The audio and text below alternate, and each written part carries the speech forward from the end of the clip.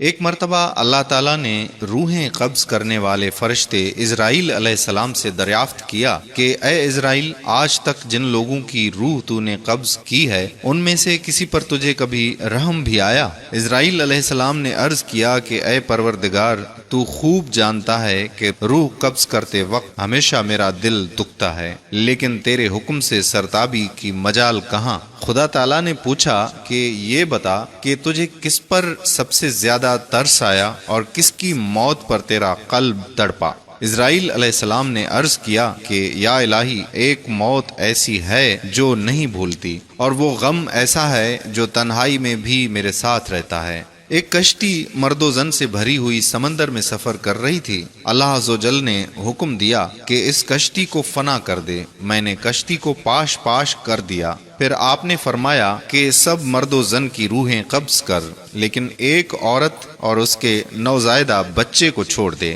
میں نے اس حکم کی بھی تعمیل کی، سب کی جانیں قبض کر لی۔ ایک بہتے ہوئے تختے پر ماں اور اس کا بچہ رہ گئے۔ سمندر کی لہریں اس تختے کو اپنے ساتھ لے آگے بڑھتی رہیں، اور تیز ہوا نے اسے انن فنن سینکڑوں میل دور سمندر کے کنارے پر پہنچا دیا۔ میں اس ماں اور بچے کے بچ جانے سے بہت خوش ہوا، لیکن اسی آن حکم صادر ہوا کہ اے اسرائیل، جلد ماں کی روح قبض کر اور بچے کو اکیلا چھوڑ دے۔ اے باری تعالیٰ، تو خوب جانتا ہے کہ یہ حکم پا کر میرا بھی کلیجہ کانپ گیا تھا، اور جب میں نے اس شیر خوار کو اس کی ماں سے الگ کیا تو مجھے کس قدر تکلیف پہنچی تھی۔ اب اس واقعے پر ایک مدت بیت چکی ہے، لیکن وہ بچہ برابر یاد آتا ہے۔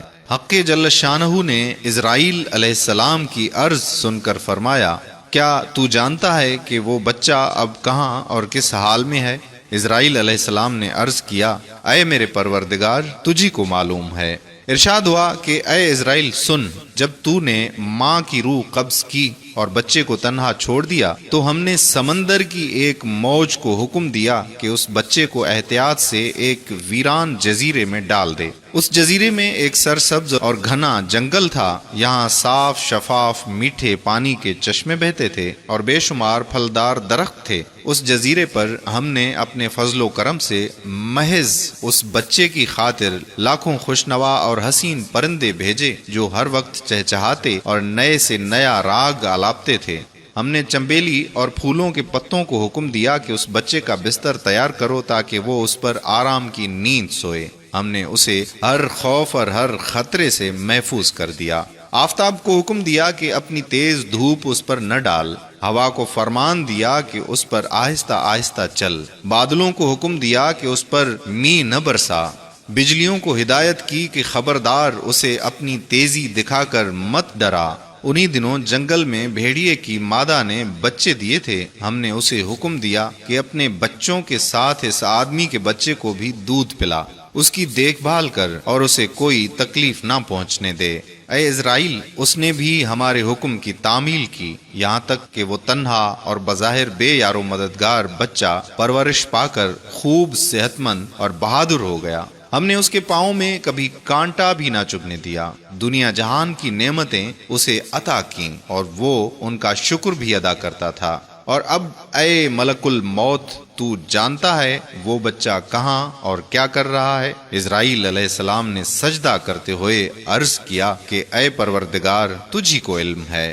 اللہ تعالیٰ نے فرمایا کہ وہ بچہ نمرود بن گیا، اور اسی نے میرے خلیل ابراہیم علیہ السلام کو آگ کے الاؤ میں جھونکا ہے۔ اب وہ خدائی کا دعویٰ کر کے لوگوں کو میرے راستے سے ہٹاتا ہے اور ان پر تشدد کرتا ہے۔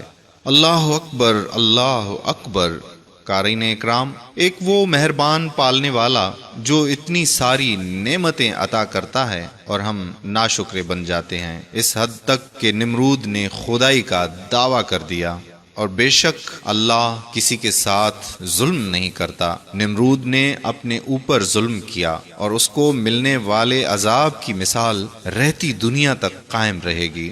ہمیں ہر وقت اللہ تعالیٰ کی نعمتوں پر شکر ادا کرنا چاہیے، یہی ہمارے حق میں بہتر ہے۔ اگر آپ نے ابھی تک ہمارا پیج پیارا اسلام لائک نہیں کیا تو ابھی سے لائک کر دیجئے تاکہ ہم ایسی مزید معلوماتی ویڈیوز آپ تک پہنچاتے رہیں۔